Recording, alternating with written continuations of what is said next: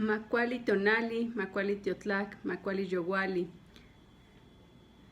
Agradeciendo por compartir en este espacio de Chicahualistli, Energía de los Dioses, en esta nueva sección que estamos teniendo. El día de hoy corresponde el turno a este tema que está muy en boga acerca de el plagio de las prendas textiles de ciertas comunidades indígenas. Y yo quisiera compartir desde la cosmovisión mesoamericana cuál es esta forma en que se percibe, en que se podría decirse, en que se da el significado de lo que es identidad, porque solamente algo que tiene identidad es algo que podría llegarse a plagiar. Desde lo que dice la Real Academia Española, la identidad es un conjunto de rasgos propios de un individuo o de un colectivo que se caracteriza frente a los demás. También otra de los conceptos, de las definiciones, es una colectividad una característica de una persona que tiene de ser ella misma distinta a todas las demás. Y otro de las definiciones es el hecho de ser alguien o algo que se supone que representas o que se busca ser. Este concepto, mientras tanto, en las comunidades o desde la cosmovisión mesoamericana, no solamente se enfoca en el individuo. Para la cosmovisión mesoamericana, primeramente, un individuo está integrado por varias fuerzas, por varias almas, por varias energías. Estas energías son dadas a este individuo en el momento en que nace y son leídas a través del Tonalamat. Antiguamente se llevaba a cabo este Tonalamat justamente para conocer cuáles eran las energías que iban a acompañar a esta persona o qué deidades le iban a dar su favor. Y actualmente esas energías nos siguen acompañando. Entonces estamos integrados por varias energías diferentes, cada quien, y esto también es nuestra identidad individual. Pero esta identidad individual no solamente nos permite justamente tener identidad, hay algo más que la integra, y esto es también nuestras familias, las comunidades, el lugar donde nacemos, el dueño de ese lugar. Para Mesoamérica, el dueño del lugar es la energía que acompaña a este lugar en donde nacemos. Por ejemplo, una persona que pertenece a una comunidad cercana a la selva, a la montaña, al lago, a la cascada, al mar, etc. La energía que vive en ese lugar es el dueño de ese lugar. Posteriormente, esta energía del lugar es corporizada, es representada, por llamarlo de alguna manera, en esta advocación del aquí y del ahora. Este concepto de corporización es darle un lugar, un recipiente a esta energía, a este dueño del lugar con una figura, y es muy recurrente, o al menos así lo era, que en las comunidades el santo patrono es una forma de corporizar, de darle ese lugar sagrado a esa energía, a esa deidad. Entonces también la identidad de un individuo o de una persona, o en general la identidad, también es integrada por el lugar donde nacemos, por nuestra familia, por el lugar donde nacemos, por la comunidad. Y después también viene la cultura, la nacionalidad, digamos, y también la especie. Pero esto es lo que nos da identidad. Obviamente tú sabes que eres un ser humano porque puedes hablar porque tienes ojos, nariz, boca, cuentas con 5 sentidos, etcétera. Eso podría delimitarte tu identidad como ser humano, a diferencia de un cuadrúpedo, por ejemplo. La identidad no solamente es para una persona, es para varias especies también, pero nos vamos a centrar en el campo de nuestra especie, del ser humano. La identidad como ser humano, como el decir yo soy, bueno, está, como ya lo dijimos, integrada por las deidades o las energías que nos dieron un poquito de su medicina, o un mucho, más bien, de su medicina al momento de nacer. Adicional a estas deidades, a esta energía, nuestra identidad se integra por la familia en donde nacimos, por el lugar en donde nacimos, el lugar que nos acogió. Y este lugar, a su vez, teniendo un santo patrono o un dueño del lugar, también contempla los rituales que se siguen en esta comunidad, los rituales que pueden ser las ceremonias que se realizan al momento de que un niño se va a bautizar, o al momento de que se van a contraer nupcias, o al momento de que van a llegar a un momento de su vida que va a ser totalmente transformador para ellos. Este tipo de rituales en donde también se manifiesta la comida, el textil, que es lo que utilizan, y su artesanía. Eso es lo que también conforma a un individuo, a una comunidad, a nuestra cultura misma. Y es justamente lo que nos permite tal vez diferenciarnos de unos de otros, nuestras características físicas, porque el que yo porte un atuendo que a lo mejor pertenece a una cosmovisión wixárika, o una cosmovisión otomí, o una cosmovisión maya, o que sean bordados o textiles de Oaxaca, etcétera, no me está identificando como ellos, porque no tengo todo este sostén del que les acabo de mencionar. Y por ejemplo, ahorita vamos a ir integrando toda esta idea, justamente poniendo algunos ejemplos de estas cosmovisiones que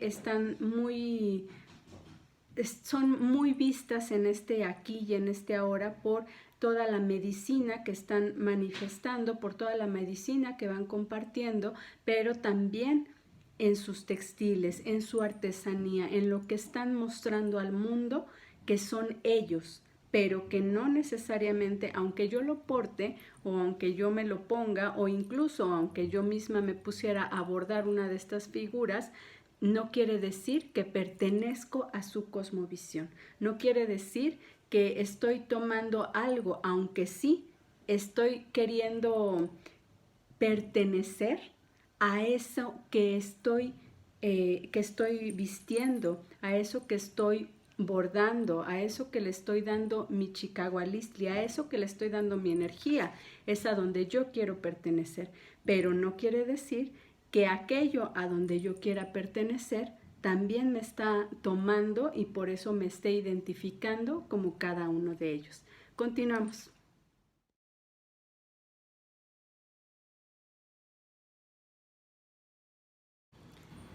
Y también, como parte de los cuantitativos ejemplos que existen en nuestro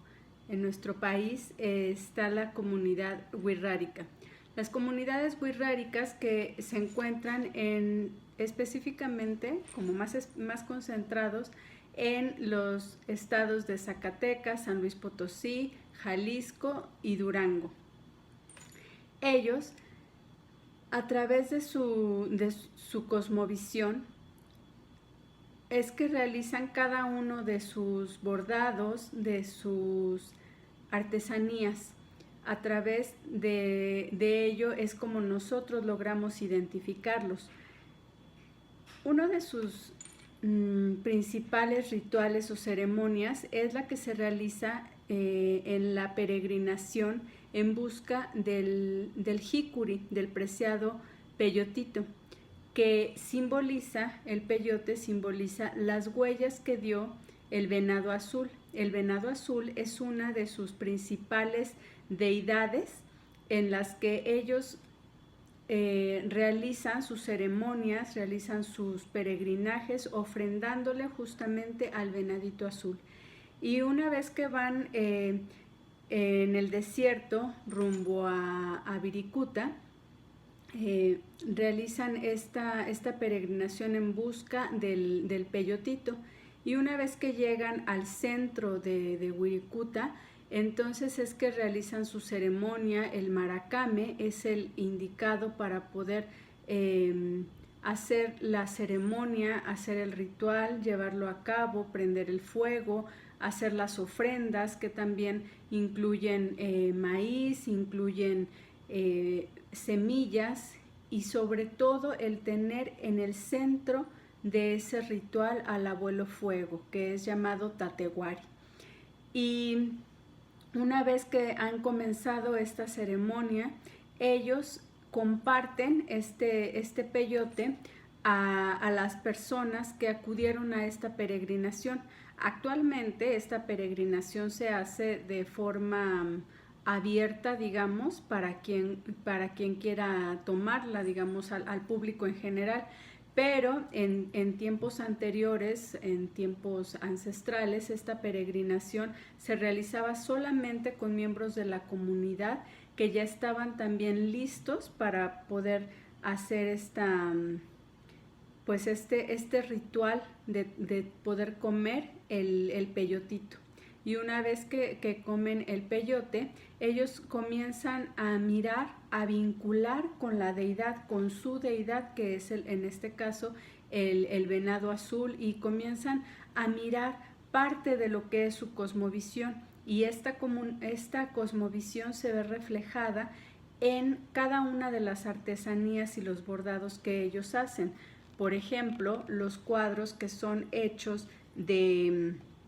hilo, en el que van formando figuras. En este caso es la figura de una ofrenda donde se encuentra también el abuelito fuego, Tatewari, conocido por ellos, y también, por ejemplo, figuras de animales de poder, en este caso, por ejemplo, este jaguar. Pero ellos, sin haber realizado este peregrinaje, no pueden llevar a cabo, plasmar en estas niericas, como ellos lo llaman, que es la forma de poder darle una corporización a la deidad, un lugar a la deidad, que desde la cosmovisión mesoamericana, cada una de las energías que nos acompañan, de los dueños de los lugares, de las energías que nos acompañan en el momento de nuestro nacimiento, que digamos son esa medicina que se integra en nuestra alma para podernos corporizar aquí y ahora. El vínculo que realizan, que es esta ceremonia ritual de ingerir el peyote, que es para las comunidades originarias, y también como se hacía en tiempos ancestrales de los tlatoanis, por ejemplo, ellos eran los únicos que podían ingerir las plantas de poder, como el peyote, como el ololiuqui, etc. Y a partir de eso, ellos tenían, más bien, para poder llegar a ese punto, tenían una preparación, no era así llegar y con permiso. Por eso es que las comunidades wixárikas primero llevan a cabo esta peregrinación en el desierto, obviamente ofrendando no solamente sus pasos, sino también todas las vicisitudes o procesos que se puedan ir dando en la peregrinación para poder llegar a ese momento de poder ingerir la planta del poder, y que a través de esa planta de poder el vínculo con lo sagrado, el vínculo con sus deidades, con las energías dueñas del lugar, en este caso, por ejemplo, dueñas del desierto de Wirikuta, puedan manifestarse a cada uno de ellos. Y a través de de esos procesos que podríamos llamar en nuestro el lenguaje coloquial, de esas alucinaciones que pueden ellos percibir, es entrar justamente a otro plano, al plano de las deidades, pero porque esa es su cosmovisión y ese es el permiso que ya les fue dado. Y a través de eso ellos van a corporizar la energía de las deidades, la energía que ellos pudieron, con quienes pudieron vincular a través de esta ingesta del peyote, en sus niericas, como ya lo había comentado. Entonces, a través de eso ellos comienzan a hacer también estas figuras de animales de poder, que a veces pueden ser venados, que a veces pueden ser jaguares o calaveras. Ahora ya como que se va abriendo el panorama y también hacen cruces y bueno, hacen muchas figuras en las cuales van plasmando justamente esa medicina. En este caso, por ejemplo, van imprimiendo su vínculo o corporizando la energía de esa deidad, de aquello con lo que tuvieron contacto en ese momento, y lo van plasmando aquí. Por ejemplo, es un peyote, parecería una flor, pero en realidad es un peyote multicolor. Y también, por ejemplo, en estas figuras vamos viendo también las flores, las velas, que son instrumentos que utilizan ellos en sus rituales, en sus ofrendas, en sus ceremonias. El maíz, que es aquello que finalmente es lo que les da de comer y también es lo que les sostiene para alimentarse física y espiritualmente. Nuevamente aquí tenemos el peyotito. Y también en las prendas que ellos van plasmando, que ellos van bordando, que generalmente lo hacen en punto de cruz, que es una técnica de bordado que se va transmitiendo de generación en generación, de las abuelas a las nietas y también de los abuelos a los nietos, a los padres, etcétera. Cada uno en la comunidad tiene esa medicina. Algunos tendrán la tarea de guiar al pueblo, de ser el chamán del pueblo, de ser, para ellos el chamán es el maracame, es el que guía a la comunidad y es el que da los mensajes que llegan desde sus deidades, desde lo sagrado hacia la comunidad. Es aquel que está encargado de sostener el fuego. Desde nuestra cosmovisión mesoamericana, el encargado de sostener el fuego en su comunidad, en la cima de la montaña, es el chamán. Y para ellos el chamán simboliza justamente el maracame. Entonces, a través de estos rituales, también de los tejidos que se hacen, por ejemplo, en los ojos de Dios, que parecerían que son cruces, y en cada nudo ellos van intencionando ese ojo de Dios, esa nierica para protección o para agradecimiento, y las ponen en sus ofrendas. En esta peregrinación que se hace por el desierto, las personas que acuden a esa peregrinación obviamente van dejando ofrenda, y muchas de las ofrendas, como ya les había comentado, contienen maíz, contienen semillas, contienen también ojos de Dios, que son como los vigilantes de que esa ofrenda llegue hasta a quien es dedicada esa ofrenda, a quien está honrando. Y bueno, esa es una forma en la que ellos están plasmando esa identidad, pero no solamente plasmando la identidad de su cosmovisión, de aquello que les es permitido mirar, sino también dando ese espacio sagrado, esa corporización a aquello con lo que ellos han tenido vínculo desde lo sagrado. Continuamos. Otro bello ejemplo acerca de la identidad es los mayas tzotziles, a través de su palabra, que es algo muy característico de Mesoamérica, el poder transmitir las ideas, la sabiduría, los aprendizajes, los saberes a las futuras generaciones a través de la palabra. Y no es la excepción con la cultura maya tzotzil, en donde las mujeres bordan si bordan sus huipiles, una vez que terminaron de hacerlos, de crearlos en su telar de cintura o en su telar de pedal, según sea el caso, ellas van bordando también en sus huipiles, bordan esas historias que ya conocen, bordan esas historias que tal vez sus abuelas le transmitieron, sus bisabuelas les transmitieron a sus abuelas y así fueron cada una transmitiéndolo de generación en generación. Bordan esas historias, esos caminos, esos sueños, esos cuentos, esas leyendas a través de las cuales también se manifiesta el dueño del lugar, el dueño de la montaña, el señor de la selva, el jaguar, el dueño de la lluvia, el dueño de la tormenta, a todo aquello que se va manifestando en sus comunidades a través de la naturaleza es justamente lo que van plasmando en sus huipiles. En el caso, por ejemplo, de lugares como San Juan Chamula, o Chapa de Corzo, por ejemplo, o San Cristóbal de las Casas,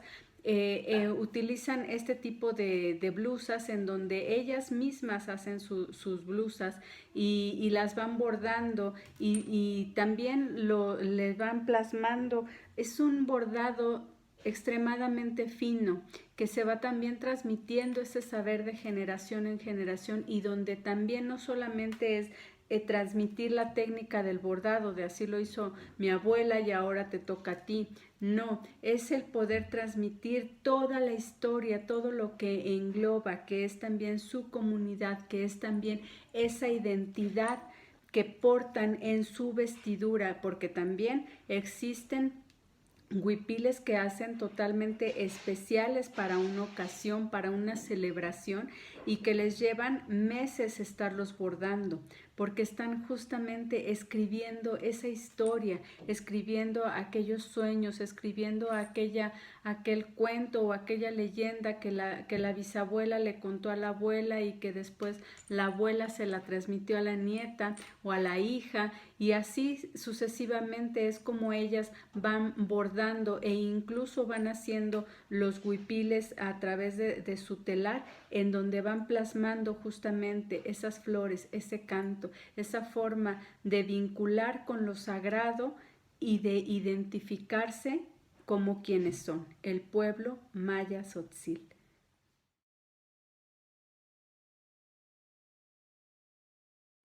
Un lugar con una identidad muy peculiar es el estado de Veracruz. En el estado de Veracruz existen como diferentes tipos de cosmovisiones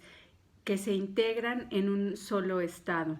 Tal vez por eso es que este estado aún tiene el permiso de conservar este gran poder que vemos en Catemaco con la brujería, y por otro lado en el puerto de Veracruz con el son jarocho y esta alegría, con el carnaval que se hace antes de Semana Santa, esta fiesta donde explota todo este chicahualistli que es entregado al dueño del lugar. Y también uno de los sitios con una cosmovisión, con una cultura, con una identidad muy peculiar es justamente Papantla, de donde son originarios los voladores de Papantla, aunque también se dice los historiadores que esta parte de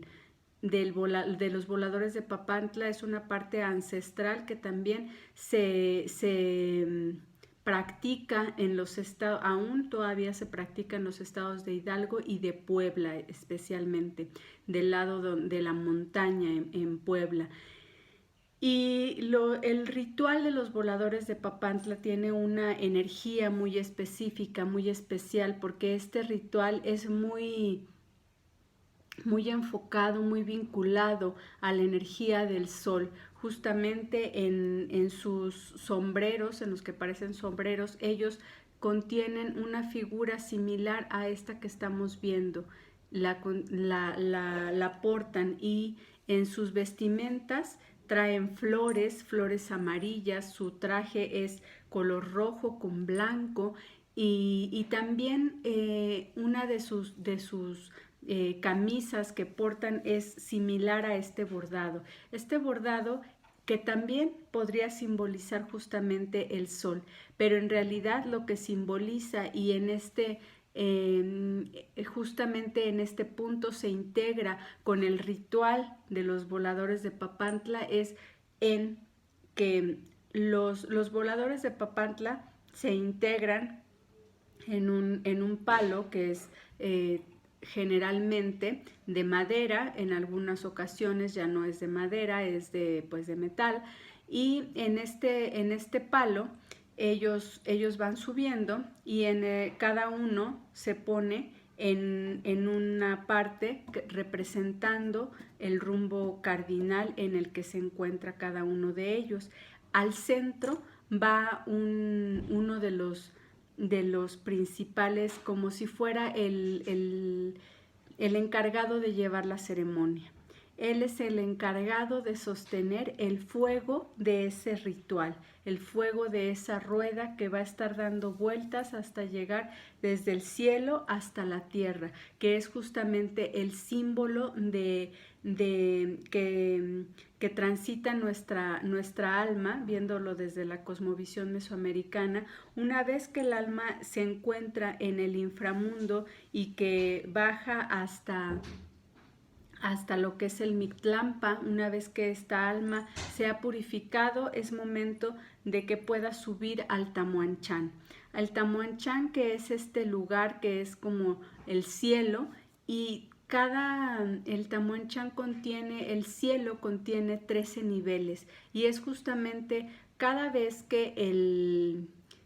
maestro de la ceremonia, por llamarlo así, que se encuentra en el centro de este palo, va haciendo una pirueta, va haciendo una melodía con su tambor y con su flauta. Cada uno de ellos va realizando un movimiento distinto. Esta es la forma en que, si lo vemos desde esta cosmovisión mesoamericana, como la rueda, cada una de las partes de la rueda se integran para poder realizar y concluir este acto, este ritual, este chicahualistli que es entregado al dueño del lugar. Y cada uno de ellos va bajando de acuerdo al rumbo cardinal que le va tocando, y cada uno de ellos va dando 13 giros que simbolizan justamente los 13 niveles de los cielos para poder llegar a este plano. Y así también en sus bordados es plasmado, es integrada este ritual, esta ceremonia, el poder integrar esos giros de esa rueda que va dando hasta completarse y llegar al suelo, hasta completarse y llegar a la tierra. Es ese ritual desde el cielo, desde el sol, hasta la tierra, hasta nuestra Gran Madre. Y ellos también, a través de este bordado, a través de sus ropas, también integran, y también es una forma de continuar con este ritual, llevándolo así en quien lo porte, en cada uno de quien lo borda, y de quien lo porte, así compartiéndolo con aquellos, aunque evidentemente el portar alguna de estas prendas no quiere decir necesariamente que nosotros estemos perteneciendo a ese ritual. Ahora que tenemos un concepto claro de qué es identidad vista desde Mesoamérica, desde la cosmovisión mesoamericana, podemos tal vez tener el panorama más claro, que la identidad no solamente depende de que alguien sea diferente al otro, sino que está dotado de muchas cosas más allá que de un ser individual. Es también cómo está conformado este ser individual, cómo está conformada su alma a través de varias medicinas que se integran en el momento en que nace, también de esa alma, de su comunidad, de su familia primeramente, después de su comunidad, de su cultura, y que a través de los rituales y las ceremonias, de los usos y costumbres que tiene cada una de estas comunidades que se van plasmando en el textil, en el comer, en el beber incluso, va formando también esa cultura. Y entonces esa cultura se impregna en ese ser, en ese individuo, y le da esa identidad. No es como lo vimos, no es algo de una sola persona, es algo que una sola persona porta, pero eso que porta ese individuo, esa persona, habla de todo lo que le permitió llegar a ser quien es. Y ahora que ya sabemos como más o menos más claro qué es esta parte de la identidad, también podemos mirar que cada una de estas cosmovisiones que han sido formadas ancestralmente tienen este vínculo con lo sagrado, con aquello que ellos consideran que es su deidad. En el caso, por ejemplo, de los wixárikas, ya vimos que es el venadito azul. En algunas otras cosmovisiones también vemos que estos rituales se rinden hacia el sol, hacia la tierra, y que este vínculo se logra plasmar finalmente en su vestimenta, en su textil, a través de su bordado, a través de su pintura, pero solamente el vínculo va a existir siempre y cuando ellos sigan este ritual que conlleva su cosmovisión. Es decir, los wixárikas, hasta el momento en que viven este momento, esta rueda cósmica de su peregrinaje, ofrendando al venadito azul y después ingiriendo este jicuri, este peyotito, es que tienen esta claridad de qué es lo que van a plasmar en cada una de sus piezas. El mismo Pedro Linares, al estar enfermo y pues prácticamente en coma, a través del sueño, a través de ese estar dentro del inframundo, dentro de este plano al que solamente tenemos permiso de pasar a través del sueño, y también a través de la ingesta de plantas sagradas, en este caso los wixárikas con el peyote, en Oaxaquita a través de los hongos, etcétera, es que podemos pasar a ese plano, es que podemos pasar al plano donde habita lo sagrado, de acuerdo a continuar con estos rituales. Y también, por otro lado, como les comentaba, Pedro Linares, a través de este estar en coma, de este estar enfermo, le llega este mensaje de lo sagrado, este mensaje del inframundo, en donde le dicen alebrijes, alebrijes. Y bueno, finalmente, pues es una artesanía que se lleva a cabo en lugares como más específicos en Oaxaca. Hay todo un poblado que se dedica justamente al poder trabajar estos alebrijes, y que son muy característicos de allá, aunque Pedro Linares no vivía en Oaxaca, pero a él fue al que le fue encomendada esta parte de poder plasmar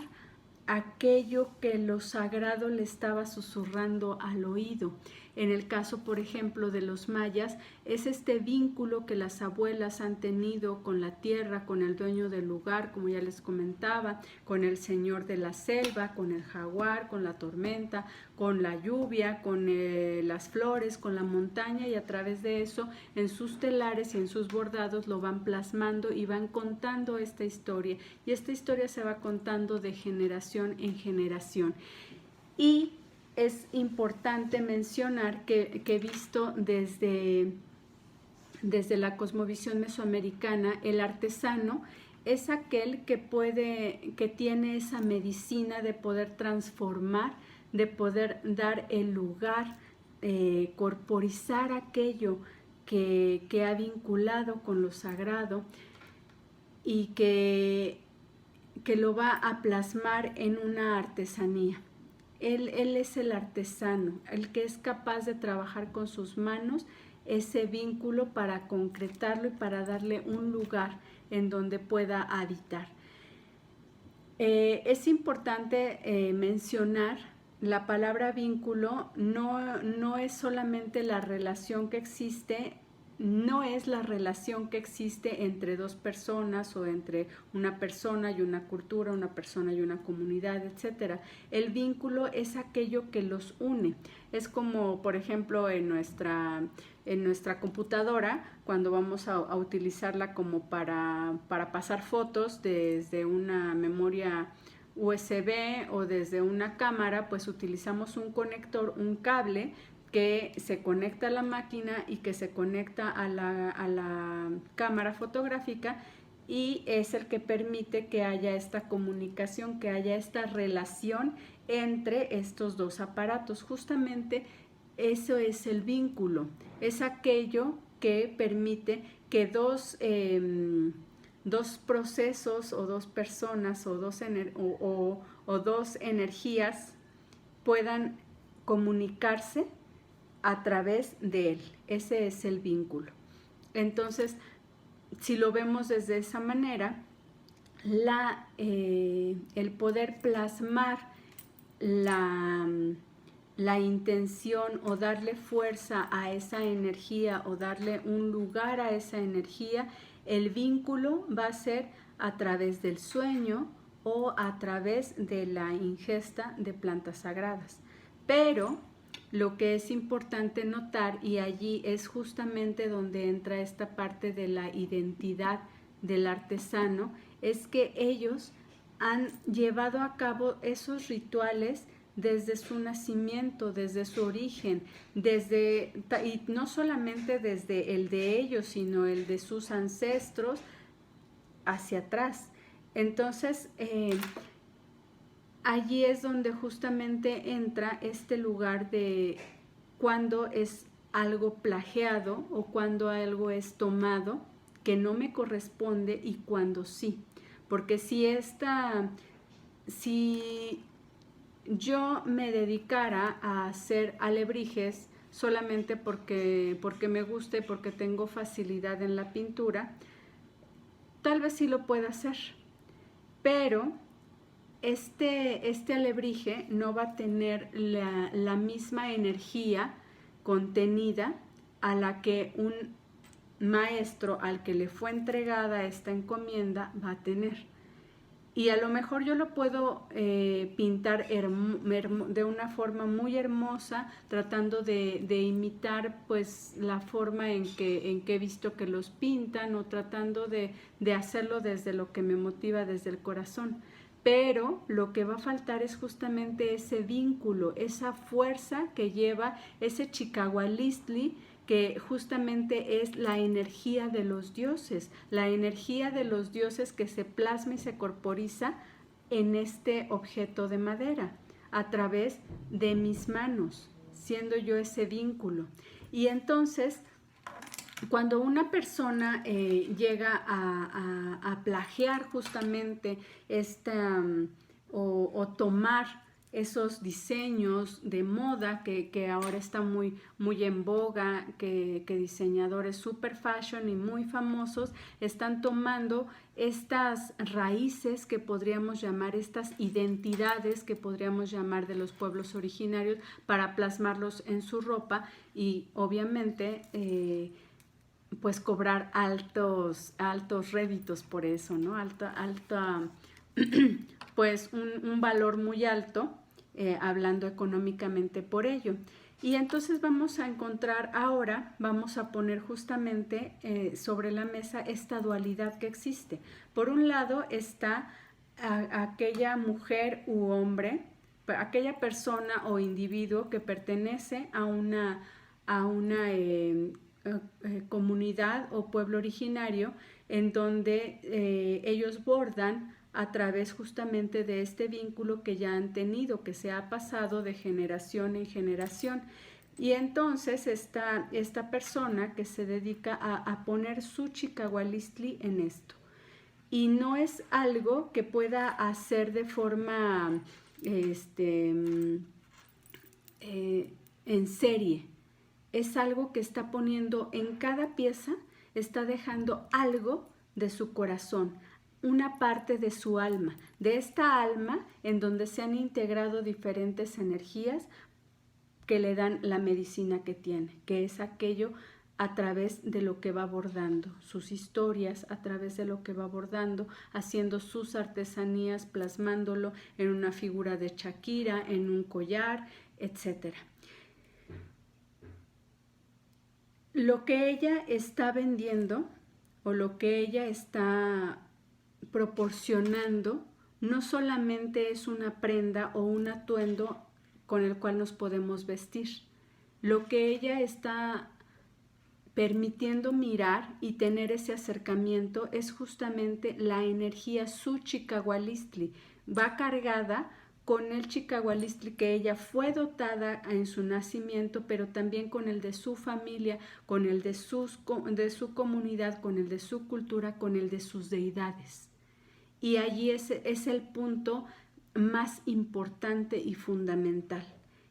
Eso que ella está entregando a través de esa prenda, de ese bordado, es justamente podría llamarse el vínculo, todo el camino recorrido, esa comunicación, esa relación que ella ha tenido con la deidad, con el dueño del lugar, con aquel que mira a través de su cosmovisión. Y por el otro lado está aquella persona que está tratando de imitar en una tela corriente, haciéndola, pues llamándola corriente por llamarla de alguna manera, en una tela X, en donde está queriendo plasmar esos mismos símbolos, esas mismas flores, esas mismas mariposas, ese mismo alebrije, intentando tomar la identidad de ese pueblo originario, intentando tomar la cultura y las raíces de ese lugar, como un león o como una fiera que está hambrienta y sedienta de aquello que yo no puedo tener, que solamente a través de hurtarlo tal vez es como lo puedo obtener, porque yo no tengo, yo carezco, o esa persona o esa compañía o eso que ellos representan carecen de todo aquello que sí está dotado esto. Y entonces esto está como león rugiente queriendo tomar aquello que se ve tan apetitoso, tomar aquello que se ve tan colorido, tan lleno de chicahualistli, justamente, tan lleno de energía. Y con eso estás segura que si lo hace en serie y lo vende o lo promueve a un valor increíble, económicamente va a estar muy bien. Y económicamente va a permitir a través de eso hacer creer a los demás que pertenece a algo de esa cultura o que esa cultura le está permitiendo sentir, identificarse con ella. Pero que en realidad el trasfondo no es ese. El trasfondo es que todo eso que estoy mirando ahí es lo que a mí me hace falta, es lo que a mí me llena, es lo que a mis deidades, a aquellas deidades que conforman mi alma, están sedientas de eso. Lo cual no quiere decir tampoco que como estoy sedienta de eso, puedo ir y tomarlo. Pero aquí es donde justamente se encuentran la dualidad, se encuentran las dos serpientes como con la señora Coatlicue, se encuentran estas dos serpientes y se miran. Y entonces, por un lado, la persona que ha tenido ese vínculo con toda la cultura, con todo lo sagrado, que le ha susurrado al oído esas historias y le ha permitido bordarlas y plasmarlas en ello, dice, yo soy el vínculo. Yo el vínculo quiero que por esta vez me voltees a mirar y al mirarme puedas también mirar todo aquello que represento, porque no soy Juan de las Pitas, soy la comunidad wixárika, soy la comunidad tzotzil, soy la comunidad de los voladores de Papantla, soy la fuerza de mis ancestros, soy la fuerza también de mis ancestros, porque ellos me la dieron a mí. Y en mí está también la fuerza de las deidades que nos han permitido vivir en donde vivimos, que nos han permitido plasmar en esta artesanía aquello que ellos han querido corporizar en este material. Entonces, yo quiero que lo voltees a mirar. Y claro, por supuesto, también estoy pidiendo, no tal vez de forma consciente o diciéndolo así, pero también estoy diciéndote dónde está la ofrenda. Porque yo, wixárika, me ofrendé cada uno de mis pasos en el peregrinaje hacia Wirikuta para poder tener el permiso de recibir y de vincular con el venadito azul. ¿Y tú qué estás ofrendando? Y por el otro lado, acá dice, bueno, a lo mejor yo no tengo todo eso, pero lo puedo tomar. Y ya sabré yo el precio que tengo que pagar, pero aquí y ahora lo puedo hacer. Y lo hago porque lo puedo hacer. Pero en el alma, tal vez, y solo tal vez, también es una forma de que el espejo de obsidiana se muestre y diga,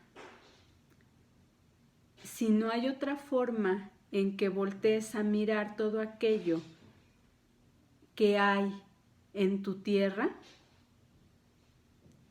si no hay otra forma en que tomes esa identidad o en que la valores o en que la voltees a ver o siquiera sepas cuál es tu identidad real, sepas de dónde vienes, entonces yo, a través de todo esto, te lo voy a mostrar. Porque los dioses, las energías, así como estoy hablando de esta dualidad que existe en este proceso, también esas energías son duales. Y también si esas energías no están siendo vistas y no están siendo honradas, que es algo que en Mesoamérica existía y era de vital importancia, la ofrenda, el poder mirar a los dioses. Y que incluso, aun cuando los mexicas, que era un pueblo pues muy aguerrido, finalmente pues tenían a su dios Huitzilopochtli, el señor de la guerra, el señor de la voluntad, pues ellos al pasar y, digamos, ganar una batalla contra un pueblo, no era nada más ganar la batalla y traer esclavos y a ver a quién sacrifico, no. Era también tener esa posibilidad de tomar a sus deidades y honrarlas dentro de su panteón de deidades. Porque no, por ejemplo, el señor Jipetotec no es una deidad originalmente mexica, mas sin embargo, al pasar por esa batalla con el pueblo a donde pertenece el señor Jipetotec, que según algunos escritos es a Guerrero y algunos otros dicen que no, que es en Veracruz, porque en Veracruz se encontró esta piedra de esta alusión a la piedra del sacrificio en donde se ve una persona desollada, etcétera, etcétera. Entonces, y por otro lado en Puebla se encuentra el templo a Jipetotec, al señor desollado. Bueno, el trasfondo de esto no es